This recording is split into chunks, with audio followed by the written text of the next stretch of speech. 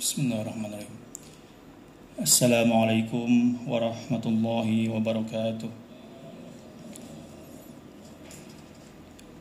Alhamdulillahi rabbil alamin wa bihi nasta'inu ala umurid dunya waddin. Wassalatu wassalamu ala asrafil anbiya'i wal mursalin wa ala alihi wa ashabihi wa man tabi'ahum bi ihsanin ila yaumiddin, amma ba'du.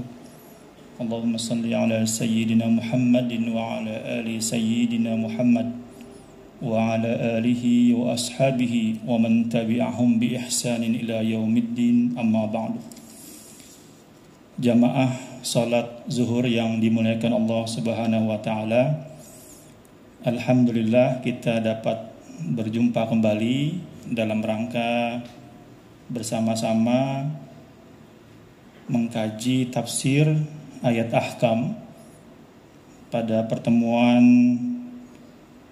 yang terakhir kita sudah bersama-sama membaca tentang bab haji, karena waktu itu memang momennya sedang persiapan ibadah haji. Pada kesempatan kali ini kita akan membaca bab tentang at-tawajjuh ilal Ka'bah fis shalah, menghadap Ka'bah ketika salat. Bagaimana ketentuan tentang menghadap kiblat dalam tafsir ayat ahkam yang ditulis oleh Syekh Ali As-Sabuni ini. Tafsir ini mengkaji surat Al-Baqarah ayat 142 sampai 145. Namun yang berkaitan tentang beralihnya kiblat dari yang semula mengarah ke Masjidil Aqsa di Yerusalem, kemudian pindah kiblatnya mengarah kepada Masjidil Haram atau di Ka'bah. Ayat yang pertama itu berbunyi, sayaqulus sufaha'u minan nasi ma wallahum an qiblatihim allati kanu 'alaiha qul lillahil masyriqu wal maghrib yahdi man yasha'u ila siratin mustaqim.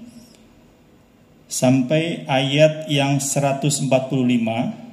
Kemudian ayat yang menunjukkan adanya perubahan tentang arah kiblat itu ada pada ayat ke-144, yaitu berbunyi, qad nara taqalluba wajhika fis samai falanuwalliyannaka qiblatan tardaha fawalli wajhaka syatral masjidil haram wa haitsu ma kuntum fawallu wujuhakum syatrah wa innal ladzina utul kitaba la ya'lamuna annahu al-haqqu min rabbihim wa mallahu bighafilin amma ya'malun. Kita akan membaca seperti yang pertemuan sebelumnya, hal-hal yang kira-kira langsung berkaitan dengan kehidupan kita sehari-hari, atau memang ini harus kita ketahui pada umumnya. Yang pertama tentang asbabun nuzul. Bagaimana cerita dibalik turunnya ayat tentang perubahan arah kiblat ini.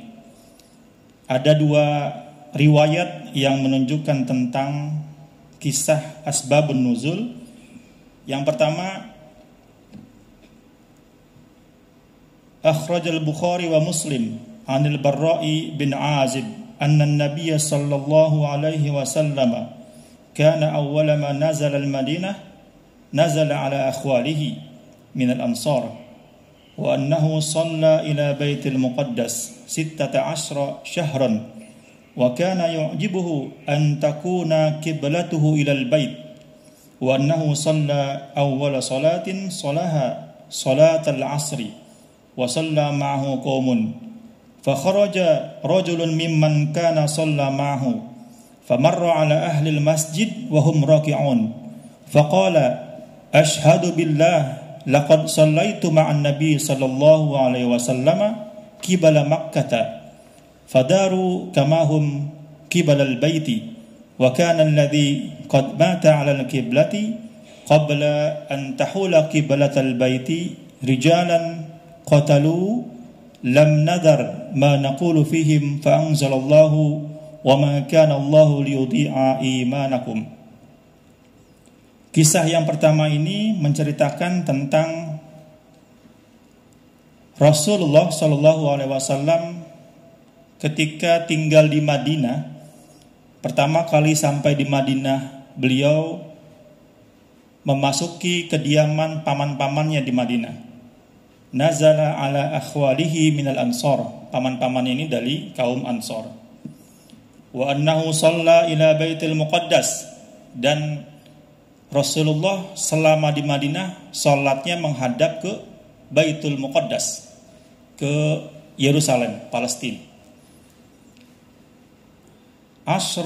Sittata asyra syahron. Salat menghadap ke Baitul Muqaddas Yerusalem itu kurang lebih 16 bulan.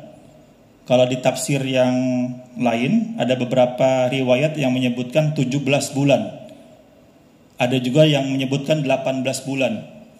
Kisaran waktunya antara 16 bulan sampai 18 bulan. Jadi selama di Madinah Rasulullah salat itu menghadap ke Baitul Maqdis, ke Yerusalem selama 16 bulan. Wa kana yu'jibuhu an takuna qiblatuhu ilal bait. Dan selama salat itu Rasulullah selalu berharap kalau salat itu beralih kiblatnya ke Ka'bah. Kenapa demikian? Perintah salat itu sesungguhnya sudah ada sejak sebelum Nabi Muhammad.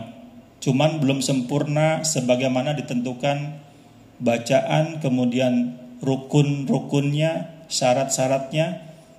Kemudian perintah salat diturunkan kepada Rasulullah ketika peristiwa Isra dan Mi'raj, kurang lebih pada tahun kedua sebelum Hijriah.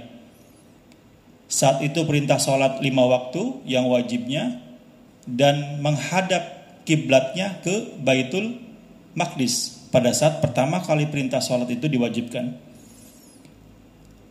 Pada saat Rasulullah tinggal di Mekah, sekalipun kiblatnya ke arah Baitul Maqdis, tapi Rasulullah masih bisa menghadap ke arah Ka'bah. Karena posisi Mekah itu berada di selatan, sementara posisi kota Madinah berada di antara tengah-tengah antara Ka'bah dan juga Baitul Maqdis Yerusalem. Ketika berada di Mekah, beliau menghadap ke Baitul Maqdis, tetapi juga pada saat yang bersamaan menghadap ke arah Ka'bah. Jadi tidak terlalu sedih Rasulullah, diceritakan seperti itu. Tapi ketika pindah ke Madinah, Rasulullah ketika sholat menghadap ke arah Baitul Maqdis, pada saat yang bersamaan beliau membelakangi Ka'bah. Karena posisi Madinah ada di antara Ka'bah dan juga ada di antara Baitul Maqdis. Nah, ketika di Madinah ini beliau sering menengadahkan wajahnya ke arah langit. Kalau dalam surat yang tadi dibacakan itu, qad nara taqalluba wajhaka fis samai. Dalam konteks bahasa Arab, qad nara itu biasanya diartikan sering kami melihat engkau menampakkan wajah ke langit gitu. Tapi ada hikmah di balik kenapa peralihan kiblat itu baru terjadi pada bulan setelah 16 bulan. Rupanya Allah ingin memberikan kita informasi bahwa tidak selalu yang kita mau itu langsung diijabah oleh Allah Subhanahu wa taala. Dan Rasulullah dalam hadis ini ditunjukkan bahwa Rasulullah begitu beradabnya kepada Allah. Tidak serta-merta meminta alihkan kiblatnya dong gitu. Tapi beliau tetap berdoanya itu menengadahkan wajah ke langit. Fa kharaja rajulun mimman kana shalla ma'hu. Dan pada saat pertama kali sholat menghadap ke Ka'bah itu wahyu datang pada saat Rasulullah bersama jamaahnya sholat zuhur bersama-sama di Masjid Quba. Masjid Quba ini sekarang lebih dikenal dengan Masjid Qiblatain. Bapak Ibu kalau yang pernah ibadah umroh atau haji sering mendengar atau pasti berkunjung ke Masjid Qiblatain. Disebut Qiblatain karena punya dua kiblat di satu sholat bersamaan. Rasulullah sholat zuhur, tetapi ada riwayat yang menyebutkan sholat asar. Pada intinya sholat yang ketika itu diperintahkan berbalik, wahyu memerintahkan untuk pindah kiblat itu adalah sholat yang 4 rakaat. 2 rakaatnya menghadap ke Baitul Maqdis. Ketika sujud Rasulullah mendapatkan wahyu, qad nara taqalluba wajhaka fis sama. Lalu pada rakaat kedua, rakaat ketiga, 2 rakaat yang terakhir, Rasulullah berputar 180 derajat mengarah ke Ka'bah. Makanya di Masjid Qiblatain itu ada 2 arah kiblat. Nah, itu nanti mudah-mudahan kita semuanya diberikan kesempatan juga kesehatan untuk bisa mengunjungi masjid yang bersejarah ini. Disitulah pertama kali dilaksanakannya sholat menghadap ke Ka'bah. Setelah itu selesai sholat, kemudian keluarlah seseorang sahabat Nabi lalu melihat warga lain sedang sholat juga, namun masih menghadap kiblat ke Baitul Maqdis karena belum tahu wahyu yang terbaru. Baru setelah itu diumumkan bahwa kiblat kita saat ini adalah ke Ka'bah. Lalu ada pertanyaan juga, bagaimana dengan orang-orang yang tidak tahu dengan wahyu itu, lalu sholat ke arah Baitul Maqdis, dan sebelum mengetahui kiblat yang baru sudah meninggal terlebih dahulu. Allah berfirman, "Wa ma kana Allahu liyudhi'a imanakum." Untuk mereka yang telah gugur, yang telah meninggal sebelum tahu ada wahyu yang baru ini, maka Allah tidak akan menyia-nyiakan ibadah mereka, tetap akan mendapatkan pahala.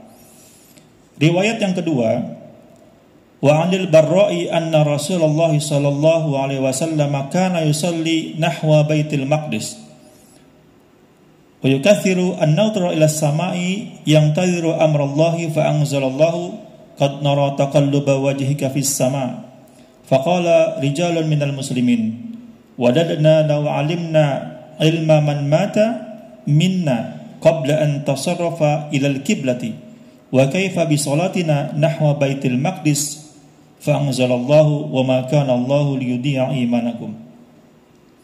Hadis yang kedua ini juga sama riwayatnya tentang peralihan arah kiblat dari Baitul Maqdis kepada Ka'bah. Hanya perbedaannya di sini dijelaskan Rasulullah sering melihat ke langit untuk mendapatkan wahyu dari Allah. Ya Allah, aku pengen sholat itu menghadap ke Ka'bah. Kenapa Rasulullah sangat ingin pindah kiblatnya ke Ka'bah? Karena Ka'bah itu adalah rumah pertama kali yang dibangun oleh Abul Anbiya Nabi Ibrahim. Millata Ibrahim Hanifa, bapaknya para nabi. Itu 2 keterangan riwayat yang menjelaskan tentang asbab nuzul. Sekarang kita coba mengetahui tentang hukum yang ditarik dari atau hukum yang bisa diturunkan dari ayat tersebut. Al-ahkam asy-syar'iyyah. Yang pertama, al-hukmul awal. Mal muradu bil Masjidil Harami fil Qur'anil Karim. Apa arti Masjidil Haram dalam ayat tadi? Yang disebutkan tadi, apa sih maksudnya Masjidil Haram itu? Yang pertama, yang dimaksud dengan Masjidil Haram itu adalah Al-Ka'bah. Wa minhu qaulu ta'ala fawalli wajhaka syatral masjidil haram ay jihatal ka'bah. Dalil yang pertama itu menyebutkan Masjidil Haram dalam ayat Al-Quran itu dimaksudkan adalah Ka'bah. Yang kedua, pendapat yang kedua, Masjidil Haram itu artinya adalah masjid dan keseluruhan areanya, tidak saja Ka'bah. Kalau Ka'bah itu ukurannya seperti murabba, persegi 4 atau kubus. Panjang kali lebar kali tinggi sekitar 11, ada yang ukuran 12,8 dan tingginya 13,8.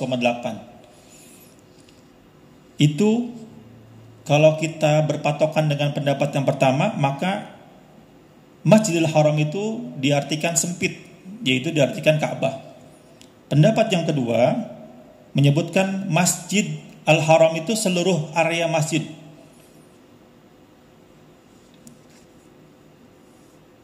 Wa qaluhu sallallahu alaihi wasallam, salatun fi masjidi hadza khairun min alfi salatin fima siwahu illa al-masjidil haram. Kata Rasulullah, salat di masjidku ini, maksudnya Masjid Nabawi, itu lebih baik 1000 kali lipat pahalanya dibandingkan salat di tempat yang lain. Illa al-masjidil haram, kecuali Masjidil Haram. Kedudukan Masjidil Haram lebih tinggi dibandingkan Masjidin Nabawi. Wa qalu alaihi salatu wassalam, la tushaddu ar-rihalu illa ila thalathi masajid, al-Masjidil Haram wa masjidi hadza wal Masjidil Aqsa. Rasulullah juga bersabda, jangan engkau bepergian kecuali ke 3 tempat ini. Yang pertama Masjidil Haram, yang kedua Masjid Nabawi, yang ketiga Masjidil Aqsa. Yang ketiga yang dimaksud dengan Masjidil Haram dalam ayat Al-Quran yang tadi adalah Makkatal Mukarramah, kota Mekkah. Jadi kalau pendapat yang pertama tadi sekupnya lebih kecil, hanya Ka'bah. Pendapat yang kedua tadi yang dimaksud dengan Masjidil Haram itu adalah masjid dengan seluruh areanya. Sementara pendapat yang ketiga itu mengatakan Masjidil Haram itu adalah kota Mekkah. Jadi di situ ada Ka'bah, ada Masjidil Haram dan kota Mekkah seluruhnya. Bagaimana dalilnya? Subhanahu wa ta'ala, qauluhu ta'ala, subhanalladzi asra bi 'abdihi lailan minal masjidil harami ilal masjidil aqsa wa kana al-isra min Makkatil Mukarramah. Kalau dalam ayat yang dibacakan barusan ini, Masjidil Haram dalam ayat Quran ini adalah Makkah Al-Mukarramah. Pendapat yang keempat, Al-Haram itu juga dimaknai dengan Masjidil Haram, Al-Haramu kulluhu, seluruh Makkah wa ma haulaha minal haram. Yang keempat ini pendapatnya lebih luas lagi. Masjidil Haram itu adalah kota Mekah dan kota sekitarnya yang disebutkan sebagai tanah haram, di mana orang-orang non-muslim tidak boleh memasuki area ini. Biasanya tanah haram ini disebut untuk digunakan dalam rangkaian ibadah haji. Ini tidak boleh dimasuki oleh orang selain Islam. Lalu mana pendapat yang paling bisa diterima? Wal muradu bil masjidil harami huna huwal ma'nal awwal. Nah, menurut Syekh Ali As-Sabuni, makna Masjidil Haram itu yang pertama itu yaitu adalah Ka'bah. Ini lebih diterima. Nah, jadi ketika disebutkan fawali wajhaka ila satral Masjidil Haram, itu maksudnya adalah beralihlah kiblatmu kepada Ka'bah, sehingga Ka'bah menjadi kiblat umat Islam.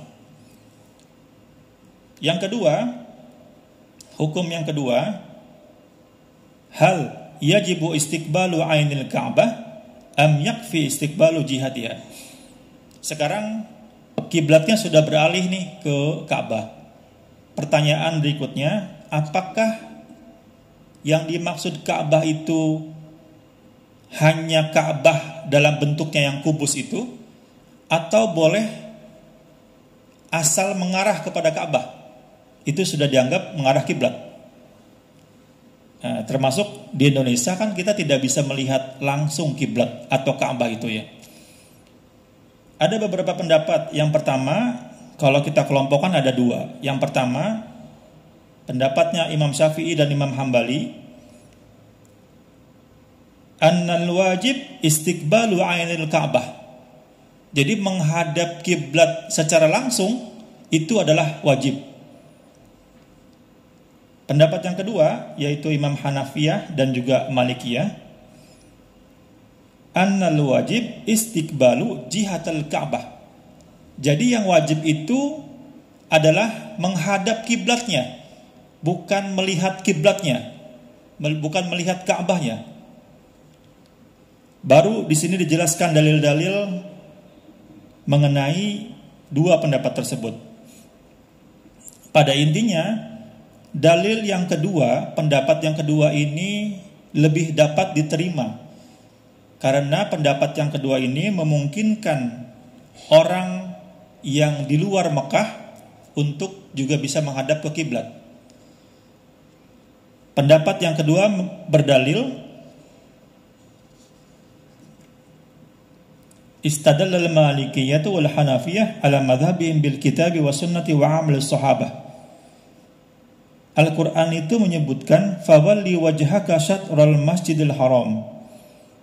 Maka yang disebut dengan Masjidil Haram itu bukan hanya Ka'bah saja, tetapi Masjidil Haram seluruhnya. Jadi kita boleh sholat menghadap ke arah kiblat atau boleh juga dari sisi sampingnya. Sehingga sekarang orang sholat menghadap kiblat itu berputar, tidak hanya pada satu sisi saja. Dalil dari hadis Nabi, qauluhu alaihi salatu wassalam, ma bainal masyriqi wal maghribi kiblatun. Jadi ada hadis Nabi yang mengatakan di antara barat dan timur itu adalah kiblat. Jadi tidak dipatok hanya Ka'bah itu saja. Bagi orang yang tidak melihat, maka arahnya adalah MUI pada tahun 2010 itu telah memberikan fatwa arah kiblat kita itu menghadap ke barat. Karena kita berada di timur, timurnya Ka'bah. Kemudian ada juga a'malus sahabah, perbuatan para sahabat. Kanu fi salatis subhi bil madinati mustaqbilina li baitil maqdis mustadbirina al Ka'bah faqila lahum innal qiblata qad hawwalat ila al Ka'bah fastadaru fi athna'i salati min ghairi talabi dalalatin. Nah, dalil yang ketiga itu dapat digunakan juga dari asbab nuzul yang tadi dibacakan, bahwa ada kisah di mana Rasulullah mendapatkan wahyu pertama di Masjid Qiblatain, sehingga beliau langsung mengarahkan kiblatnya ke arah Ka'bah. Nah, pada saat itu Rasul tidak menghentikan sholatnya, tapi langsung berputar mengarah ke Ka'bah. Dari Masjid Qiblatain di Madinah mengarah ke kiblat itu, Ka'bah itu tidak bisa langsung melihat Ka'bahnya. Kalau dalil yang digunakan adalah Ainul Ka'bah, harus melihat Ka'bah, maka seharusnya Rasulullah menghentikan sholatnya lalu mengukur jaraknya mana yang paling tepat untuk melihat Ka'bah. Tapi pada saat itu Rasul tidak menghentikan sholatnya, melainkan lanjut sholatnya dengan berputar 180 derajat mengarah ke Ka'bah. Dengan demikian tidak perlu melihat Ka'bah langsung untuk bisa menghadap kiblat. Kemudian ada dalil dari Na'li juga, al-ma'qul. Fa innahu yata'azzaru dabtu ainil Ka'bati 'alal qaribi min Makkah. Jadi kalau harus melihat Ka'bah, bagaimana dengan orang yang berada di luar Mekah? Bagaimana dengan orang yang berada di luar angkasa? Bagaimana dengan orang yang bekerja di kapal selam? Maka dengan demikian, kalau kita menggunakan Ainul Ka'bah atau harus melihat Ka'bah, maka orang-orang seperti kita yang tinggalnya di jauh dari Ka'bah itu tidak bisa menghadap kiblat secara langsung. Nah, dengan demikian dalam kitab ini Syekh Ali As-Sabuni memberikan at-tarjih. Hadza khulasah adillatul fariqaini saqanaha laka wa anta idza amna'ta an-nadhra ra'aita anna adillatul fariqi ats-tsani yani al-malikiyah wal ahnafi aqwa burhanan wa ansahu bayanan. Pendapat yang kedua, bahwa yang disebut dengan Ka'bah itu tidak harus melihat Ka'bahnya, namun cukup untuk mengarahkan kepada Ka'bah, itu pendapat yang dapat diterima dan juga dalilnya lebih kuat.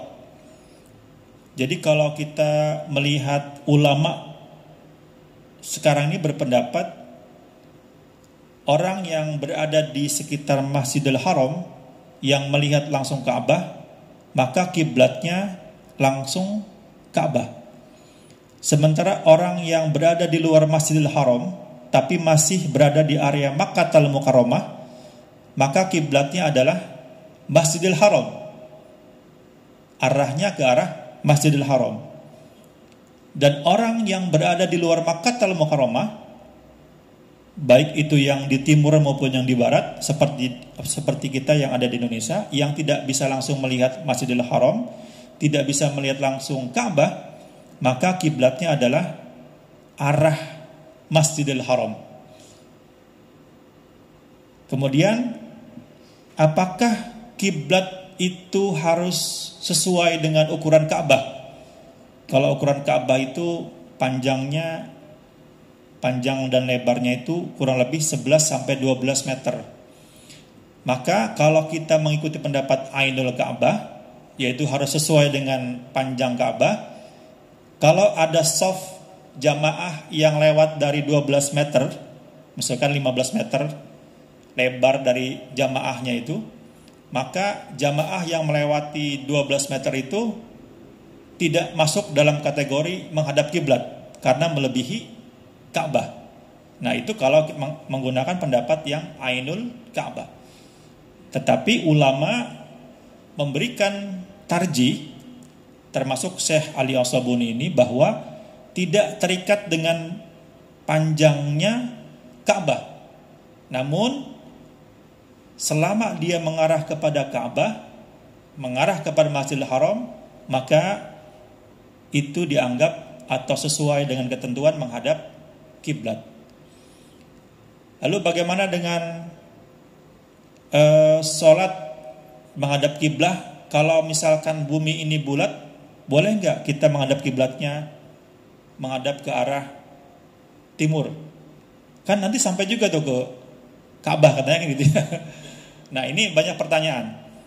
Ulama berpendapat mengambil pendapat atau jarak yang paling dekat dengan Ka'bah.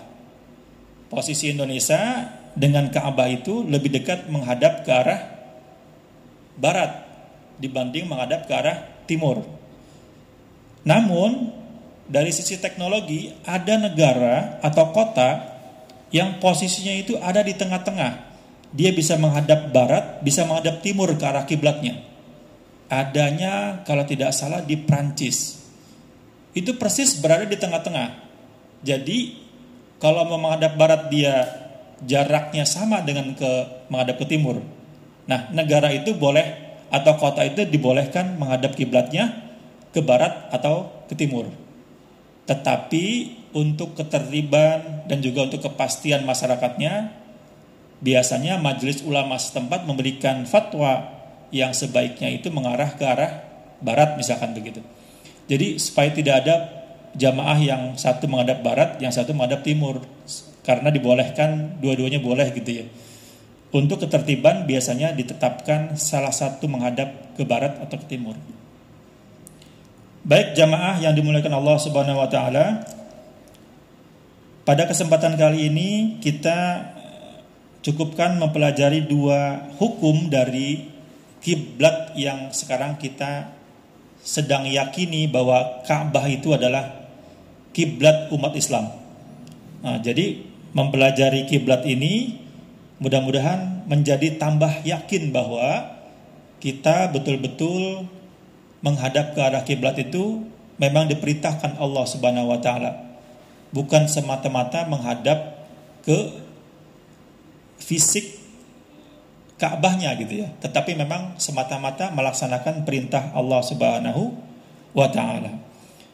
Barangkali demikian untuk pertemuan kita pada kesempatan kali ini. Nanti insyaallah akan kita lanjutkan dalam pertemuan berikutnya. Hadanallahu wa iyyakum, semoga yang sedikit ini bisa bermanfaat buat kita semuanya. Assalamualaikum warahmatullahi wabarakatuh.